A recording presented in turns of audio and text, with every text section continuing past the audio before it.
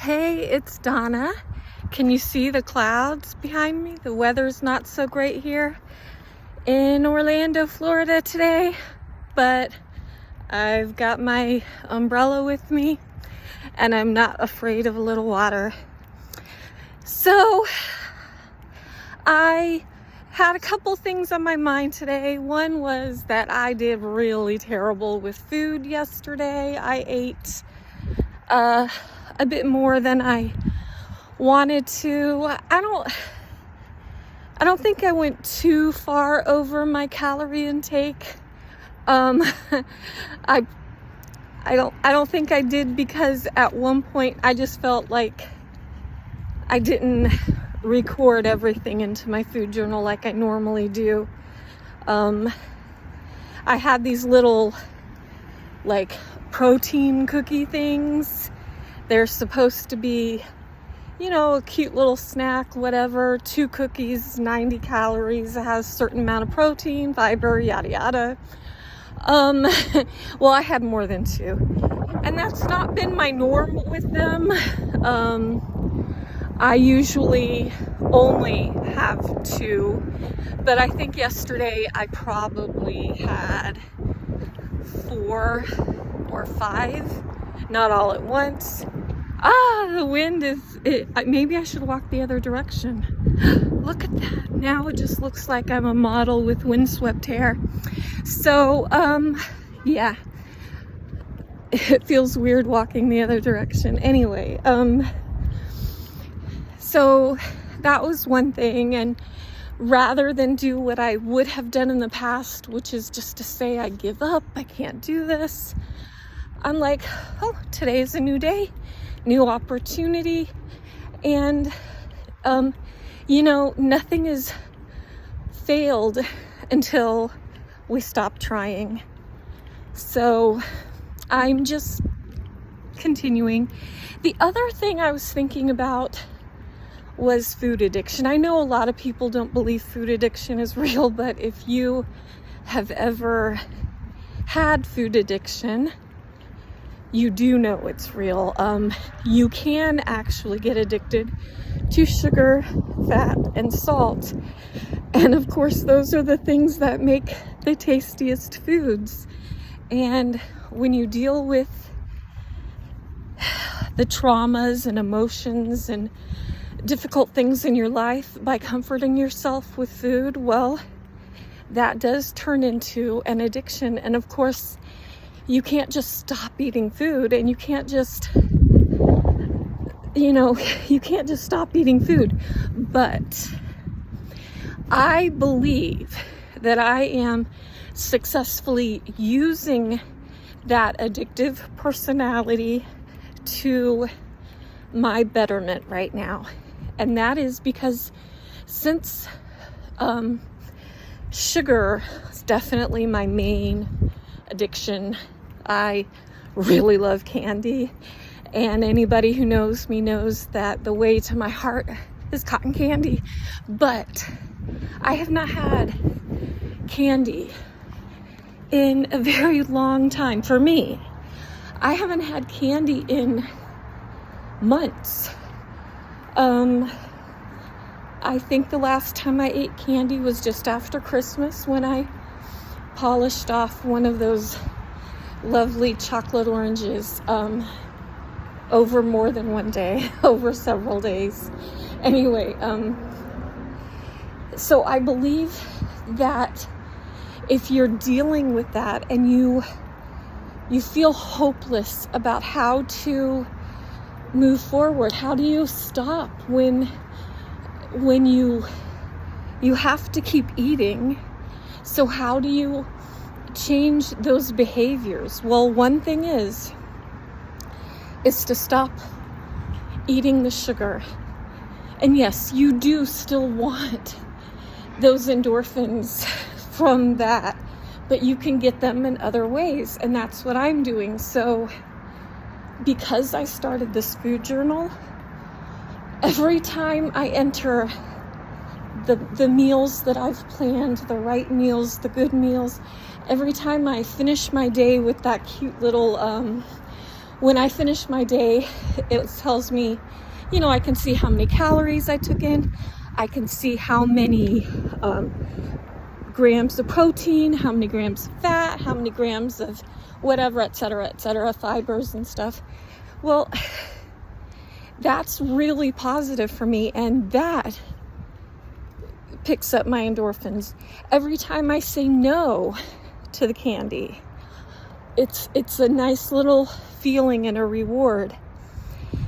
Every time I choose to exercise instead of eat for my comfort, that's a nice feeling. It's a nice little endorphin thing.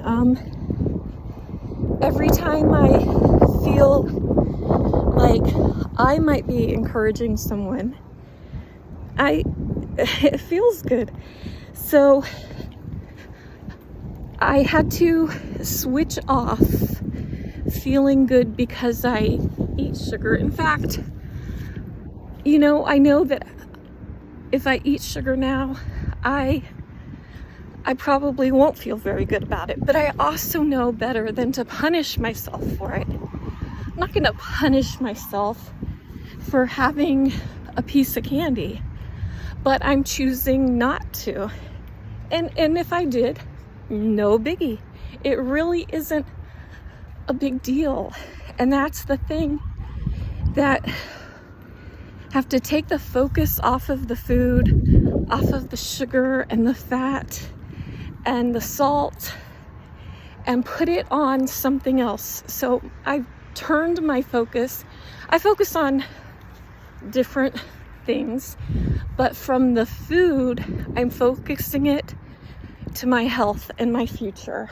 I don't want a future where I'm blind with failed kidneys and amputated limbs because I couldn't stop eating the sugar and let diabetes take over my life. I was a nurse previously. I took care of a lot of people, and I would say more than half of the people that were in the nursing home where I worked were there because of the effects of diabetes. That's not happening to me. I put my focus on making myself healthy so that I can take care of other people. I put my focus on other things too. I am a Christian, and so my first and main focus is the Lord. That also means that my focus is on loving people, being kind. Love is an action. It is a verb. Faith is a verb, and I believe very much in living those things out as verbs. When you're concerned with yourself, when you're depressed, when you're down, when you're feeling defeated, you focus on other people. When you are being defeated by food or drugs or any of the other things that could keep us from being healthy, if you're focused on sloth, then you have to move that focus to something else. And so for me, I just jumped headlong into what I'm doing, talking out my feelings and my thoughts on this vlog. It's helpful to me. And, nobody sees them, or a few people see them. And that's okay, because that's not why I'm doing it. But if talking out my feelings helps you deal with yours, yay. But talking out my feelings helps me deal with them. It helps me recognize. So I was able to move my focus, the focus of my addiction. And it's not that simple. I had to pause. I'm back. Oh yeah. So,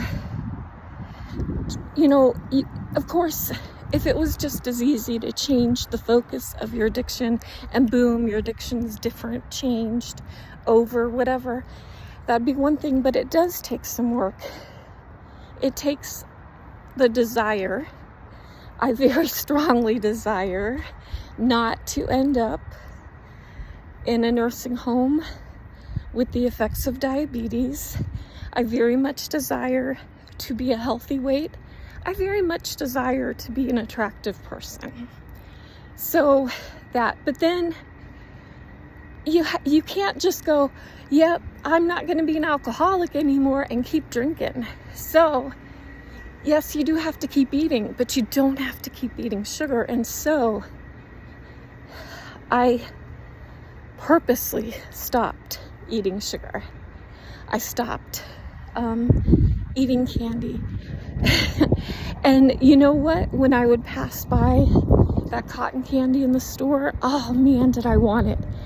But I rewarded myself mentally by not buying it. I purposely abstained. Every time the temptation comes, I say, no, I don't want to do that. I almost ate some sugar yesterday. I was out with a friend. We went to lunch. And after lunch, she said, here, she had 2 mints in her hand. And I started to take the one that I like, which is the puffy, dissolvey kind. And then I realized that's candy. And I said, no, thank you. I did that and it felt great about myself. But it took time. When I first started saying no to candy, it was hard. You know, at Valentine's Day, when we got tons and tons of chocolates, I got rid of it. I gave it away to other people. I was so thankful for receiving it, but I gave it all away. When I get, and it's not, like I said, it's also fat and salt, right? Now, some fats are good for you. You need fat to be healthy. But I don't need a pile of French fries. So when I'm at a restaurant and the side is French fries, well, I'm not going to eat the sides. I'm only going to eat part of what I'm eating. So if I have to, I will ruin the fries for myself. No, I personally don't like French fries. But let's change it to something I do like.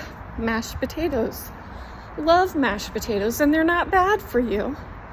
But if I don't want to include them in my diet right now, and I'm tempted to eat them, then I'll ruin them for myself. I'll, pour some ketchup or something like that on it. Or I will push it away. I purposely stay away from the things that I need not to be eating so that I can succeed. I am the only person that can sabotage myself. People can try, but see, I'm in control of my choices. And that's another thing that I've done is I was out of control before with food. I was out of control just trying to control my own emotions, my own thoughts, deal with my own memories and all of that. I had no control. And I would eat a lot. But now I choose not to. I control my choices. And right now my choices include not eating sugar. That's just for me. And so if you deal with addictions, I hope that this can help you. If you are having a hard time giving something up, I hope that I've helped you. I know I've helped myself. And I hope you have a really wonderful day. Remember, you can do hard things. You can. I know that you can. And be blessed.